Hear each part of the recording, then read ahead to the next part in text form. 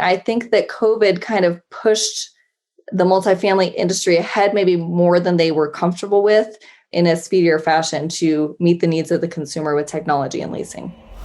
Hello, and welcome to Sink or Swim, a weekly podcast brought to you by Rensync, where we take a deep dive into the PropTech, multifamily, and rental housing industry.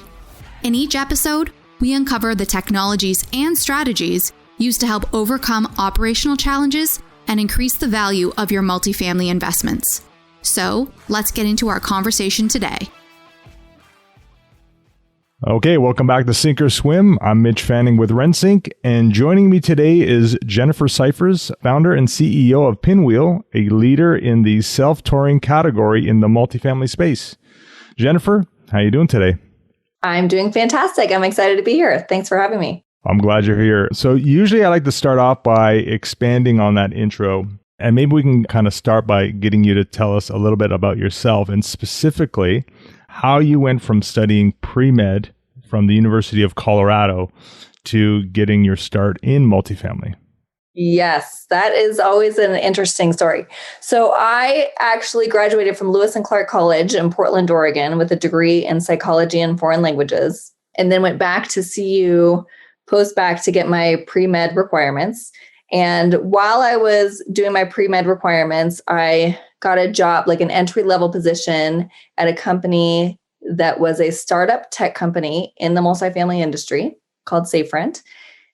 And while I was there, I got promoted, and then I got promoted again, and I kept getting promoted. And in the meantime, taking the pre-med classes, I was kind of looking at my career going off in one direction versus being in school for 7 more years and then starting out at the bottom again. So I decided to just see where that took me, and I paused on completing my pre-med classes, and that's all she wrote. So it was going back to school for another 7 versus just keep getting those promotions, and obviously that took you to where you are today. So I appreciate that story. So never thought I would end up in tech. I will tell you that much. I took one computer science class in college and dropped out of it because I did not think it was my thing. Loved science and foreign languages, and then so it's ironic that my career ended up being in technology. So, well, I mean, this kind of takes us to really the next question. You know, where did the idea for Pinwheel come from? And I guess the second part of that question would be maybe how you would define self-touring from, say, the other terms like virtual touring, and maybe even how it fits into that category. Yep. So like I said, the majority of my career was in technology in multifamily. I ended up in marketing, and I was the director of apartmentguide.com, which is an internet listing service that is popular nationwide in the US. So at apartmentguide.com, I spent a lot of time trying to create the best user experience for consumers to find properties. And I realized through that experience that we as an industry have done a really great job of creating digital opportunities for people to find out about properties when they're looking for properties in that first part of their apartment search. And then once they actually go on site to check out the apartment, there was just a huge vacuum of need for technology. So the industry was really helping prospective residents use technology to help find their property. And once they narrowed it down to a group of properties that they wanted to look at, then the technology basically disappeared. Then we were back to brick and mortar. So prospects would go into a property, and property managers were handing out brochures and circling maps with highlighters and bringing out binders. And so there just seemed like a great opportunity to help the prospect to find what they needed when they were on site using technology. Yeah, it's interesting. And actually, I'm going to go off script a little bit. Obviously, I don't have a background in multifamily, and I know I normally at some point in this conversation, I usually say that, but I say that because to me, what I find interesting is this industry, when it comes to technology, has kind of evolved a little bit later than, say, other industries outside of multifamily. One thing I did notice is on the marketing side, on the advertising side, it has evolved a little bit. on the operations side, it's very, I think that's kind of where a lot of the technology started with the property management software, et cetera. But that leasing space or the space in between, I noticed that's where the opportunities are in terms of just solving problems with technology and doing things differently. So it's interesting that you guys are really in that space, and that's kind of what I've noticed. Do you find that as well, or is it just something that am I crazy? I completely agree with you. And I will tell you, my entire career in multifamily, what has always been the case is that the consumers are always ready for the technology before the industry is, before our clients are. So even when I started with Safe Rent was like 1999. And of course, that was we were like real pioneers in the multifamily industry by bringing technology into multifamily. But the consumers, especially the fact that the consumers are typically 18 to 35 years old, are usually very ready to use technology for everything. And the multifamily industry is a little bit more conservative. And so it always takes a little while for the multifamily industry to catch up with the needs and wants of the consumer. And I think that is true too with leasing. I think that COVID kind of pushed the multifamily industry ahead, maybe more than they were comfortable with, in a speedier fashion to meet the needs of the consumer with technology and leasing. So, I mean, this might be a kind of a silly question, but why do you think that is? Why do you think multifamily is later than, say, other industries to kind of catch up on tech? That is a really good question. The multifamily industry has evolved a lot since I started in it in the late 90s. So the multifamily industry is definitely more open to using technology. And I think that there have been huge leaps and bounds in the past 10 to 20 years in terms of technology and adoption of technology. But one of the reasons why I think that there is a lag is because it is really difficult for people who are on site, who are really busy, especially property managers who are dealing with the day-to-day, to introduce new technology into their flow. And I think that companies are cognizant of that, and rightly so. They want to take care of their people, and they want to make sure that the people that are working the most efficiently and effectively on site are not getting interrupted too much, and they're not throwing new technology at them all the time. And so I think that there is a little bit of a disconnect between sometimes what the property management wants and what their prospects want. And that just takes a little bit of time to resolve. No, it totally makes sense. So switching gears, I mean, you mentioned kind of COVID and the acceleration of technology, and obviously we couldn't get out of this conversation without talking about it.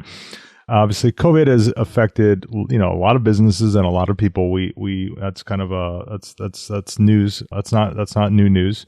In your mind, over the last 8 to 10 months, how has Pinwheel helped its customers navigate through this difficult time? I feel like we were very fortunate because we had designed and created the self-tour application, which is our mobile application for allowing prospects to tour properties without a guide or leasing agent or property manager with them. So they use their mobile phone instead. And we created this application, one, because we knew that prospects wanted it, that the consumers wanted to use it. And two, because we foresaw that there would be a shift in the economy and the multifamily industry, and that this would be something that multifamily would need. We did not expect it to happen so suddenly or so quick.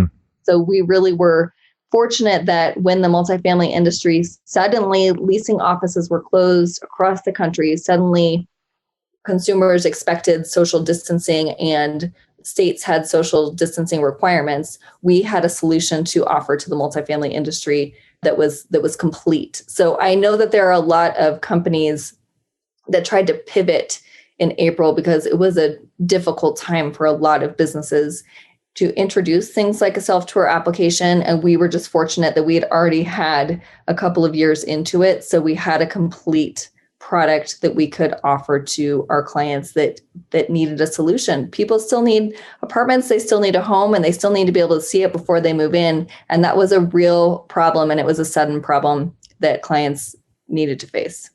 Yeah, and I've said this before as well. They probably needed self-touring, or self-touring was probably beneficial even before COVID, but it just, people started to do the things that they should have been doing previously. They just started to do them now because they needed to. I agree. It went from a preference to a necessity. To necessity. Now, when it comes to your business, Pinwheel, have there been any really positives that you can speak of, things that you'll continue on as a result of having to kind of pivot or not pivot, for example, but make changes? Has there been anything kind of positive that have come from this? Well, it definitely helped our company to grow because our other application is a touchscreen application. And certainly people were not using touchscreen applications when the leasing offices were closed.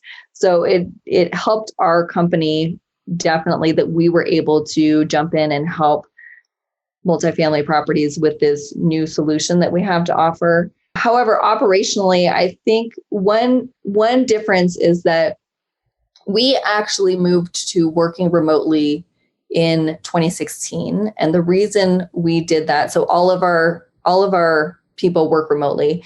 And the reason we made that change in 2016 is just because our office went under construction. And so we had to move out temporarily.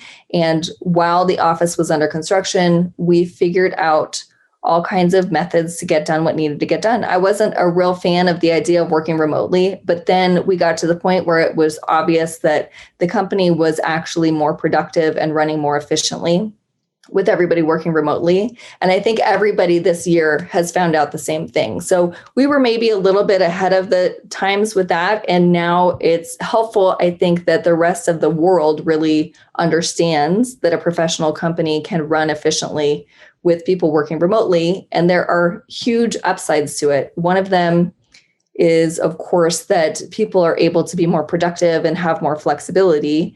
And the other upside is that when we're hiring people, which we're hiring right now, we have no restrictions. I don't have to look for people who live in Denver or who will move to Denver. I have the whole world to find the best person for the position. Interested in being a guest on Sink or Swim? Or have a really great idea for an episode? Email us at podcast@rensync.com. Yeah, there's a couple things or comments at least. One, I think Denver was a growing tech hub already pre-COVID, but I think what it's done is it's given other areas the opportunity to almost become one. In a way, if somebody wanted to start a company locally, they can now start to kind of draw in talent from other places. And you're seeing that mass exodus from California to Austin. So not that Austin wasn't a tech hub before, but I think in lesser known areas or secondary markets, that obviously can come about. So the other thing too, just from that comment, in your mind, do you, pre-COVID, were you guys getting together and still having almost a bit of a hybrid, or were you guys fully 100% remote, or how did that work out? Well, we now have people who live all over the place. So we didn't get together often. Like I know that there are some companies that will still try to get together now, like weekly for mass happy hours or whatever. We actually announced in 2020 that we were going to have quarterly retreats. We had our first retreat we would get everybody together and have dinners and fly them into Denver. Yeah. And then in December, we did a retreat where we went to the Broadmoor in Colorado Springs for a couple of days and decided that we would do quarterly retreats, like I said, in destinations. And sadly, of course, we had to cancel that as soon as we started it. But I do hope that when we get back to being able to get out in the real world, that we will go back to having our quarterly retreats. Yeah, I think it's something we've been talking about at Rensync, when everything is safe again, to kind of get together. I don't necessarily think everyone's going to go back to the office full time, but I think there should be a hybrid, meaning that people should get together and see each other. Because personally, I haven't seen we've hired probably at least 30 people or 40 people that I have never actually physically met. So it's I'm looking forward to seeing everyone. Agree. This is the first time that we've hired people that I haven't been able to meet in person, and that's so strange. And the other thing about this is that when we went to working remotely, we really encourage people to stay active, stay fit, you can't just sit at your desk in your house all day long. You have to be able to go to the gym and go for walks. And you also need to be able to stay socially fit. And so one of the benefits of working remotely is that people have more flexibility and time to stay socially engaged. And during COVID, obviously that has not been a thing. So a lot of the companies that are working remotely now, I think will find that their employees are desperate to go back to work because they're just missing interacting with other people. No, there's no question. Yeah, there's no question that that's definitely something where people are not going to be there's a craving for that to kind of get back to it. Now, when it comes to, we talked a little bit about multifamily industry being disrupted by technology. The one thing I kind of want to come back to as we zoom out a little bit is, I guess we talked a little bit about the driving forces behind that change, but I guess my question is, do you think this trend's going to continue, and what are your thoughts around that? I do. And I actually think there was an interesting phenomenon that happened during the recession, when the economy was not great.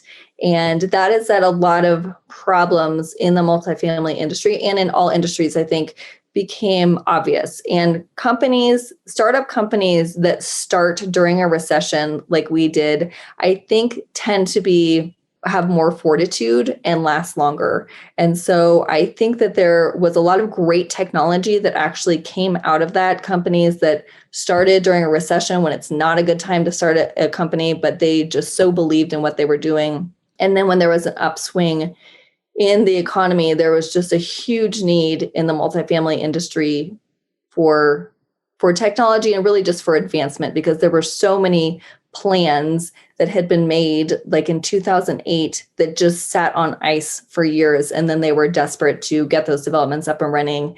There was a lot of saturation in markets suddenly. And so it was just really ripe for good technology. And now I think since we've had that bump in technology, the industry is getting more used to evolving at a rapid pace. And especially with COVID as well, I think that the industry had to evolve at a rapid pace then. And so these little bumps, I think, will help the industry to continue to evolve at a more rapid pace.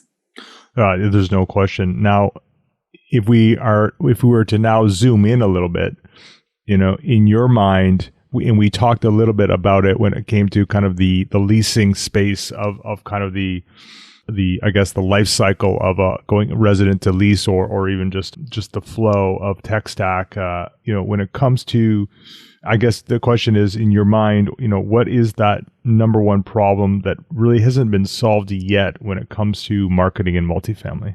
From a large standpoint or a high level standpoint, the problem that I think a lot of people are trying to solve, Pinwheel included, that hasn't really been solved yet, is that prospects can't lease sight unseen. So like I said, right now, we're having to hire sight unseen. I mean, we do our Zoom interviews and meet people and spend as much time with them as we can, but we don't have that personal connection.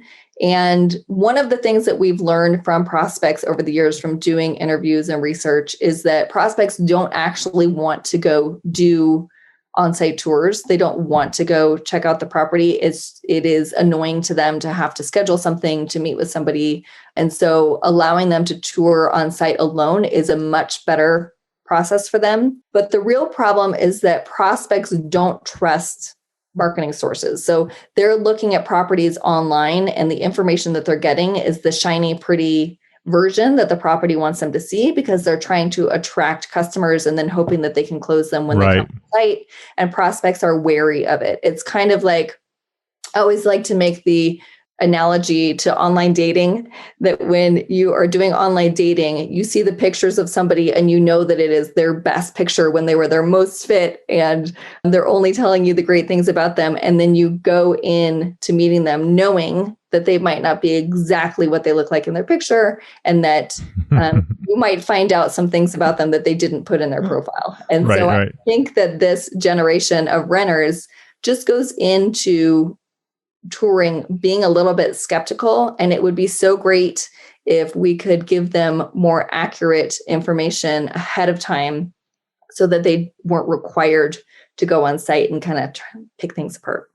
Yeah, that's immediately I the easy the thing that comes to mind very quickly is kind of the kind of G2 crowd or G2 for multifamily, where it's essentially reviews, right? So kind of getting that third party validation that, these communities or these properties are what they are, and being able to have that social proof to kind of, sign the lease. But that's definitely interesting. Do you think that problem can be solved? I do. I think it will be eventually. And I think that there are, like I said, I think that there are a lot of companies who are trying to solve it and getting closer. So I think that it will be solved eventually. Now, I guess a follow-up question to that is, do you think this or self-touring even overall would take the place of a leasing agent eventually? I don't think that it will take the place of a leasing agent, but I definitely think that it will change the need for personnel on site, meaning you might have a leasing agent now that then is able to spend their time doing other things. There are a lot of properties that are smaller properties that maybe only have a property manager on site. And Right. to them being able to shift some of those more rote leasing responsibilities, like, for example, repeat tours. No property manager should have to leave their desk to take somebody on their third tour of the property. That's just an inefficient use of their time. And so I think what will happen is that it will shift the responsibilities of the on-site staff onto more important revenue generating activities. No, I couldn't agree more. So before we get into what I would say is my favorite part of the conversation, which is the quickfire round, one more question for you, and it's really, what does the future hold for Pinwheel? Well, we're doing a lot of research this year in how we can improve our product. I feel like we have validated Pinwheel Self-Tour this year as the best self-tour application and experience for prospects in the industry. And we want to make sure that we are continually improving the product to make sure that we are always offering the best tour technology. That will mean making improvements to our self-tour application. However, it may also mean going into additional directions depending on what the industry needs and what we are set up to achieve. We have a really good, strong back-end system and technology that will allow us to allow visitors on site temporarily for any number of reasons. So we'll certainly be looking into that, as well as just making sure that we're adding things to the application that will make the experience better for prospective residents.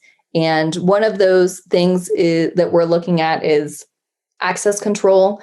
We're always looking at ways to improve access control. And currently what we're working on is a way for prospects to get into properties and get into units and get into amenities using their phone as a fob. So it will essentially, just as they're going through and doing the self-tour, locked doors will just magically unlock for them, which will make a huge difference in terms of what their experience is and the ease of use. No, that's great. I guess before we get to the quickfire, I'll give you the opportunity. Obviously, this solution isn't always for every client or community. Can maybe you give me a sense of like the best fit type of client, like how many units typically in a community, etc. Well, it's interesting that you say that. What we've seen so far is typically communities are over 20 units because they need to have some availability, basically any property that has people touring. If they Right. have 7 units and they're 100% occupied all the time, they wouldn't see a need for this. That being said, we do have a version that's even for single family homes. So any size property should be able to use this anytime they need a tour. And I don't see any restrictions other than, like I said, other than occupancy. If you're at 100% occupancy and you don't need people to tour your property, then you won't need this. Right. No, exactly. Okay, great. I appreciate that. All right. So the quickfire round, the way this works is I'm going to ask a question and you'll have about 60 seconds or less to answer. So Jennifer, are you ready? I'm ready. All right, here we go. First question. Who should I have on this podcast? Ooh, there are a couple of really bright entrepreneurs that I have been working with recently. One is Cody Horchak with Zerv, who is our partner in access control, and they're doing some really cool new things with access. And we're also working with a company called Dwello that is doing a lot of great things with smart apartment access as well. Perfect. Okay. I've made a note of that. So we'll get them in the queue. I appreciate that. Next question. Yeah. What's one thing you wish your phone could do? Ironically, the one thing I wish my phone could do is not be a phone. I find myself using it for things like I'll be doing demos for self-tour, or I'll be using an application for something else. And it always is so annoying when my activity is interrupted by a phone call. So that is one thing I wish it would do, is I could remove the phone settings. Of course, all of my phone calls that are necessary are scheduled. And so usually when I get a phone call and it's some kind of a spam call. So that would probably be my number one thing. And also just because I'm so focused on access control right now, I just see a future where we have our phones that are unlocking doors for us as long as they're in our pocket. Our front door, our car door, our access to work, it's going to kind of be our key everywhere we go. Ironically, you're not the first one to actually give me that answer. So it's it's kind of interesting. So third question, what's one thing you've changed your mind about lately? I would have to say hiring. So we're doing a lot of hiring right now. And so I have changed my mind about people that I'm interviewing between first and second interview, or between resume and interview, based on information that they're sharing with me. One person in particular comes to mind that was really popped up to the top of my prospects because she had done a ton of research on Pinwheel and was so interested in what we were doing and spoke to articles that had been written about us. And I was so impressed that interview really changed my mind in terms of where she was in our list of priorities. Excellent. Fourth question, artificial intelligence fills you with hope or dread? Pick one. Hope. Okay. Artificial intelligence fills me with hope because I see all the possibilities of the future of life being more convenient for everybody, and also for job creation, because I think we're going to be switching into a new kind of industrial revolution with some of the technology that is coming out, a new technological revolution. And I think that will create a lot of jobs. However, I am a little bit hesitant to sound so naive, because I remember reading in a book that somebody said that when cars replaced horses, that it would end violence in the world. So I hesitate to be too optimistic about how artificial intelligence will improve our world. Be interested to see how there was a correlation between cars and violence, but I digress. Yeah. So next question, your favorite place for takeout in Denver? Ooh, my favorite place is Ong's Bangkok Cafe. It is a tiny little Thai restaurant in an obscure strip mall. It's actually in Englewood. It's like a few blocks outside of Denver, and they have the best Thai food. Perfect. And last question is really, where can people find you on the interweb? Oh, pinwheel.com. It's so easy. Pinwheel with a Y, just like Cyphers is with a Y. Pynwhel. Perfect. All right. Well, that's it for another episode. Jennifer, thank you so much for doing this. And until next time, keep swimming. Yeah. Thanks so much for having me. It was great. You've reached the end of another episode of Sink or Swim. Make sure to visit us at rensync.com/podcast to access show notes, key takeaways, and where you can sign up to our newsletter to receive free bonus content. If you found value in this show, please also remember to rate, review, and subscribe. Don't forget to join us next week for another episode. Thanks for listening.